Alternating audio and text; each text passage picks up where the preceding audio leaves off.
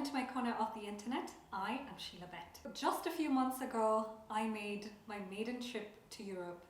So my first trip out of the motherland. I've only traveled within the continent of Africa, and not even all of it. I would love to see so much more. As I've said in previous videos, I've been to mostly Eastern Africa, a little bit of Southern Africa. So there's still so much more of the South that I want to see, and I definitely want to visit so many places in West Africa, and I'd also like to see the North. This trip, my first trip to Europe, was a long time coming. A couple of years in the making, actually, to be honest. So it was sprinkled with a mix of anticipation and a little bit of apprehension as well. I was elated to get my visa and know that I would finally get to meet some of my in-laws, especially my sisters-in-law, and that I would meet the extended family on my husband's side. This was the first time I was going to meet some of the family members. This wasn't the first time I had applied for a visa, and I feel like that's something I'm going to talk about in future episodes. But I had previously applied for a visa years ago, and it got declined, which came as a surprise to me, interestingly. I had never applied for a visa. Actually, I'd never applied for a visa before that first time. And I don't know what my expectations were, but I think they were much more positive, I guess, than what it turned out to be. And this could have peppered my trip, but I decided to keep an open mind and kind of have a clean slate and just see how it goes. But I've come to realize that things happen just as they should at the right time. We had exciting news to share with the family. As you might notice in future episodes, ours is growing. Luckily, the right time happened to be summertime, so I was happy to leave the dreary Nairobi weather, and yeah, it was really exciting to kind of go to a place where it was warmer, to know that I would be there for an extended period of time. Election season was also in full gear, and to be honest, I wasn't mad about missing most of that. I'm going to break down my experience of Europe into 3 categories. One is things that I did for the first time. I took the metro or underground train for the first time, and even riding the regular train was quite novel. Granted, we do have newer trains now in Kenya with SGR, but still riding the trains in Belgium felt much more cozy, and they were hardly ever crowded, which to me is a plus. I've been on the SGR train, and for some reason I'll never buy or I have never bought the VIP ticket, the one that costs 3,000 or something. I've always gone for the regular ticket, and it's kind of been interesting. I've had interesting experiences with that, including sitting with family. So basically sitting with an entire family and then just me and my partner, and also a different time when we sat with a group of young people who I guess were part of a school, a college or something, some kind of educational institution, or maybe a church, or just some kind of organized group. And yeah, there were some awkward moments in there because when you're on the train, at least for me, how I do it is I would carry a snack and be able to eat it on the train, because you kind of get 5 hours or so of travel, and you either buy the products that are being sold on the train, which are not necessarily things I would prefer, or you come with your own food. So yeah, some of that was a little bit awkward.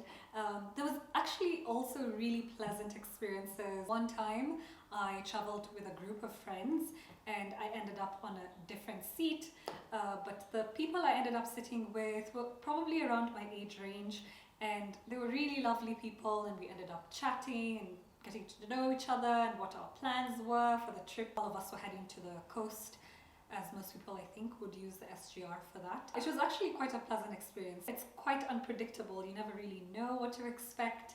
And that's not to say that in Europe there were no interesting experiences. It was mostly quite dull in a really cool way, to be honest. I wasn't mad at it. But there were also moments when there were some passengers who would just be talking loudly across the room, and it would be a little bit odd, but I guess just part of the experience, because I also think taking the subway in different countries would feel different from what I've seen in movies and shows. about traveling in the US, for example, the subway is quite a hectic space, right? For me, this was like super pleasant, really serene and quiet and chill and very comfortable. In Belgium, I would say trains are probably one of the most popular means of transport. They're actually much more popular than taking a bus. The closest thing I did to taking a bus was taking the tram within the city. And that's something I'm going to talk about because really I have not walked as much as I did in Europe. Where we were staying was with our in-laws, my mother and father-in-law, and they live in a small village just at the edge of the village basically. So they're right on the end of it and there's a forest right behind the compound. In that sense, it was a little bit out of the way. So going to the train, you have to get to the train station first.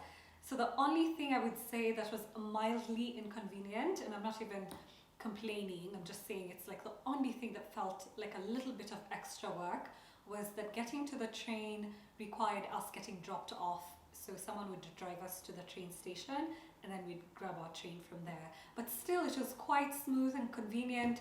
I hardly ever sat in traffic, which is something Nairobians will tell you is just a regular thing. You are quite often stuck in traffic.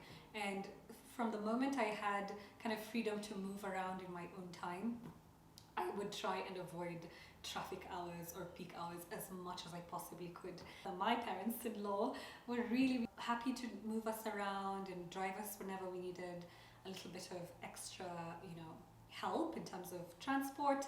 But another means of transport that's quite popular in Belgium that I ended up really participating in and actually enjoying quite a bit was cycling.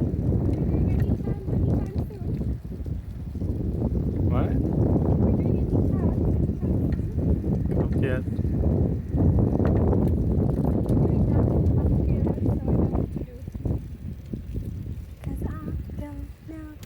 And the reason why I say it with a little bit of surprise is because I had a small accident some years back on a bicycle, which made me a little bit nervous about cycling.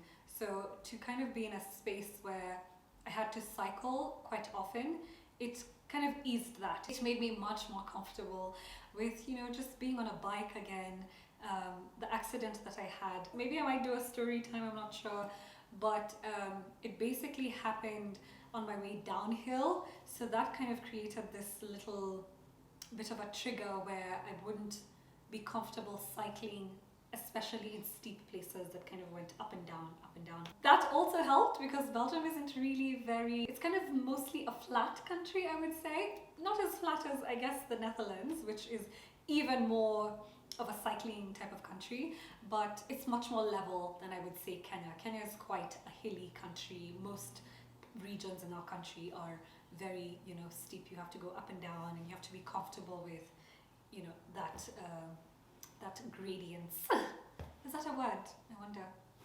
Anyway, I also cycled quite a bit. There's a friend we would often go and visit and we'd cycle for, it would have taken 20 minutes, but it ended up taking about, I would say, 40 minutes, just because I was still getting the hang of being back on a bike. It's also the first time I ended up cycling on an electric bike, which is very comfortable because it helps you to go along. It kind of gives you a little bit of power, but at the same time, it can go fast. So I had to be on a low gear, just baby steps, because that's how you work around healing from trauma.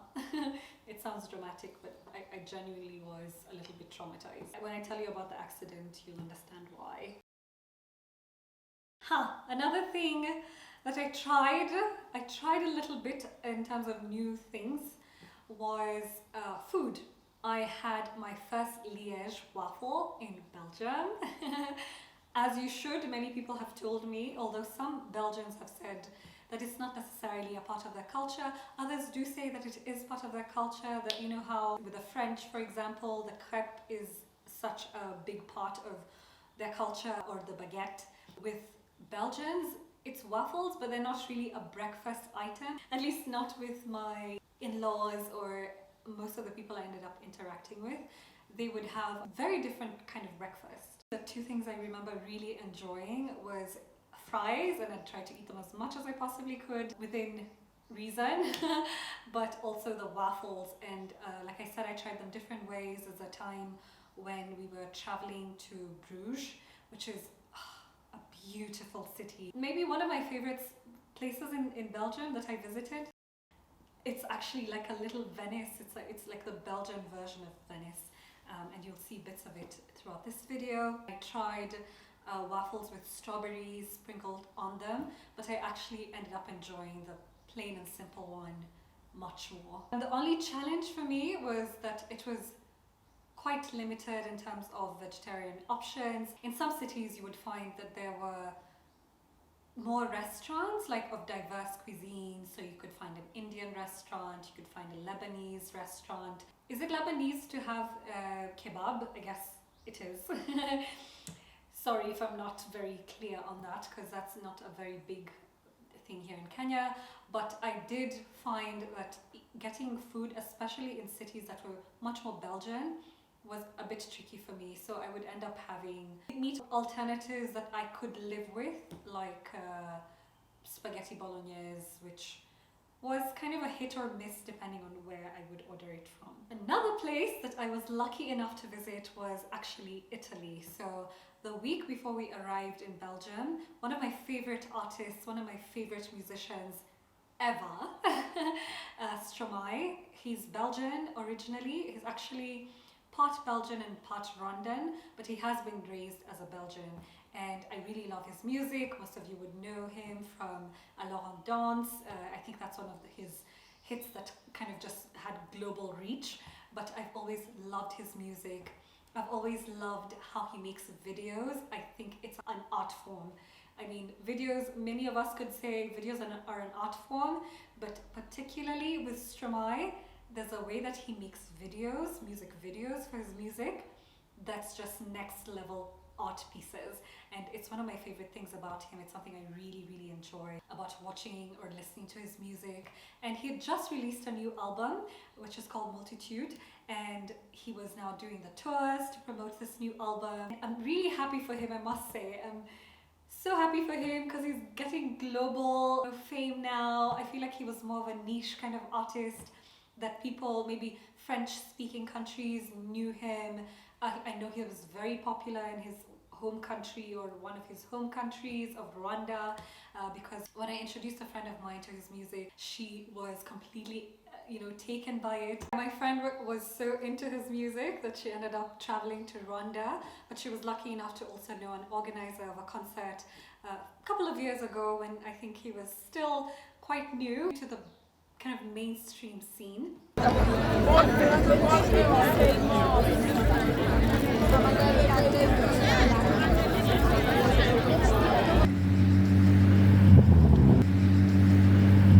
That's the entrance to Stromae's concert later today. It's quite grand. Tu peux croire que c'est qu'une crise, mate une dernière fois mon derrière. Il est à côté. Et qu'il n'y en a plus. Milano. Et qu'il n'y en a plus, mais on a encore. C'est vrai, je suis pas contre un peu de tendresse de temps en temps. Et puis cette fois-ci, je pourrais le faire en insultant. Mon amour, tu sais qu'il n'y a que toi et que je t'aimerai pour toujours. Mon amour, tu sais qu'il n'y a que toi et que je t'aimerai pour toujours. So I went to see Stromae and I had a fabulous time. I really enjoyed watching him. It was just him who performed. I had expected kind of what you usually see here in Nairobi, where there's cover artists before the main artist. Yeah, it was a really good time, and that's the reason why I went to Italy and actually ended up in Milan. Milan itself was such a fabulous place.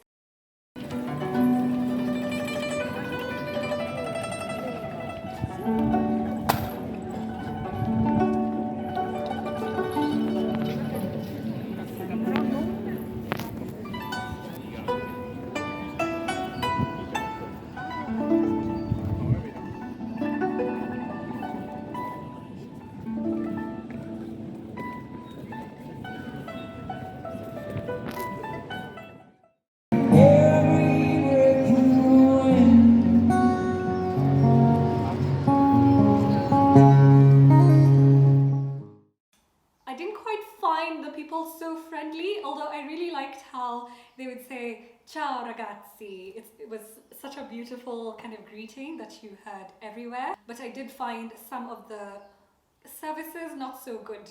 I don't want to focus on that though. I loved the Duomo in Milan. It was incredible, and I came to find out that there's a reason why there was just such an energy around that building. The moment I saw it was during the sunset. It was in the evening. We just went back to the town center or to the square, and I just saw this building bathed in sunlight, and it was the most surreal, most beautiful thing I had seen in a very long time. Really enjoyed it there. We went back, we did a tour. You could walk on the inside, you could go up the stairs to the top of it, which was actually the most epic part of this building. The outside view was incredibly beautiful, but then the roof, oh my goodness, the detail, the amount of detail. I mean, just Italy, Renaissance period, the art scene in Italy. It's a place I definitely want to go back to, just to kind of visit and experience these places.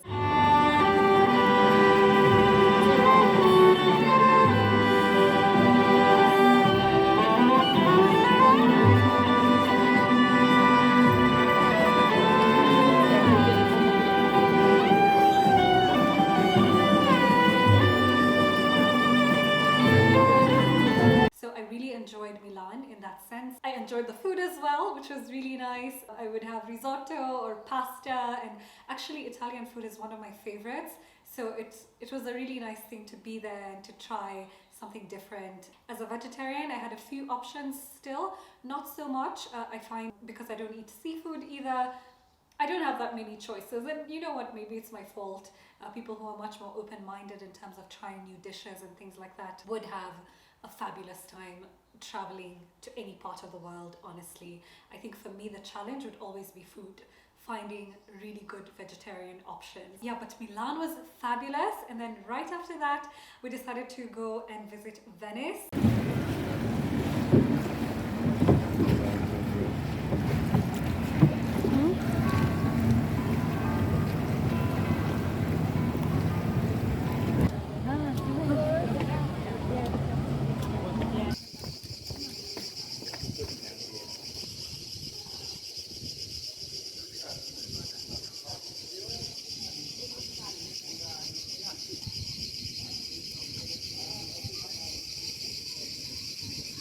And Venice was magical. That was actually the week of my birthday.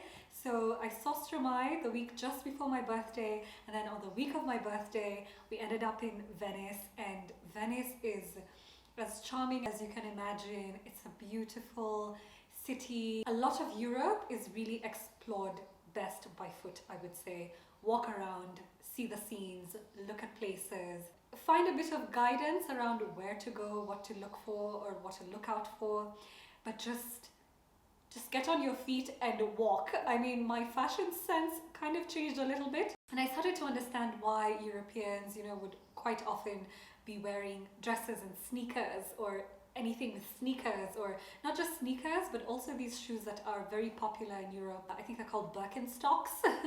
I just call them sandals. But yeah, they're hardy shoes, but they're comfortable and you can really walk in them. The average amount of time I spent walking in Europe was about 6 hours. 6 hours in a day.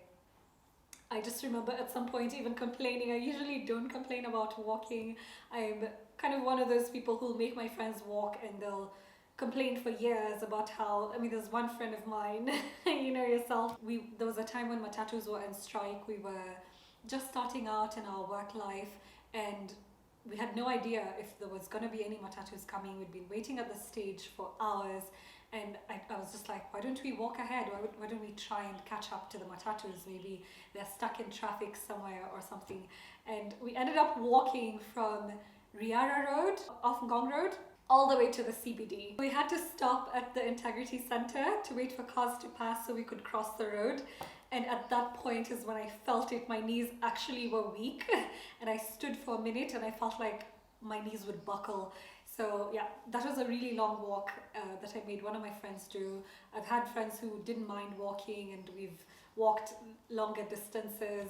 I actually walked home one time from the bus station the bus station from BS bus station downtown and all the way to basically Thika Road around Survey area or a National Youth Service. I don't know which one would be more familiar. But yeah, it's something I don't usually complain about, but to walk for 6 hours in a day can be quite intense. I really enjoyed it.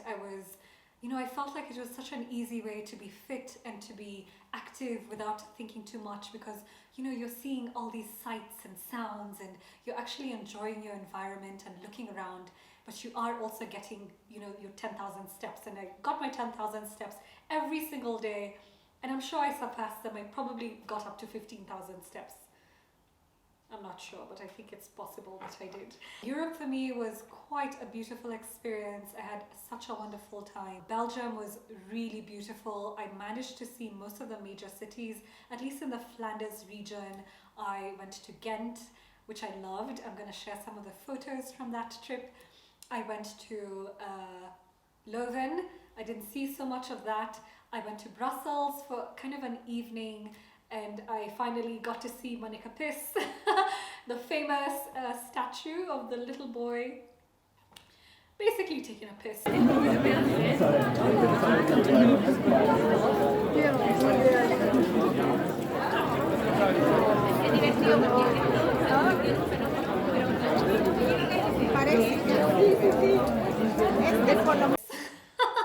And apparently there's a female version called Yannicka Piss. I didn't get to see that. It was kind of late in the evening. There was some kind of event where they would close the roads and all these cyclists and people who were skating, just kind of, on wheels, would pass around the streets and people would watch them. And that was really beautiful. It was summer. We saw some outdoor concerts with kind of traditional Belgian music. Als ze onverdrietig leest, dan niet te veel. Gaan we nog eens samen doen? Draai dan. En nog een keertje. Draai dan. 2, 3. Other highlights, I would say, was seeing really old buildings and seeing constructions that were from hundreds of years ago. And I know in Africa we have even older buildings or older structures like the pyramids, which are millennia old.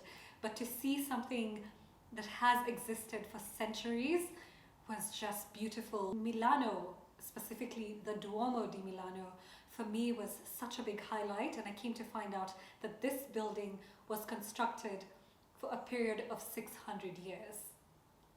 600 years, and I promise you can tell that much time was spent on this building. It's incredible. It was still being renovated as we were touring, but it was just something really special about being there. And I can't wait to go to other cities like Rome, Florence, other Italian cities. Italy is actually quite high on my bucket list of countries to visit. There's so many things that I'm sure I would really enjoy seeing in that country. Yeah, I just wanted to share with you a little bit of what my trip was to Europe. I hope you've enjoyed the video and some of the scenes that I managed to capture. I wasn't filming as much. I was kind of more just giving myself time to take it in, to be present in the moment. And I'm back to filming, so you'll be seeing much more in terms of footage of me capturing moments, capturing scenes that I find interesting or unique or fascinating. It was the first time for me in Europe, and I genuinely had a lovely time. Until next time, have a beautiful week or month until I see you here. Bye-bye.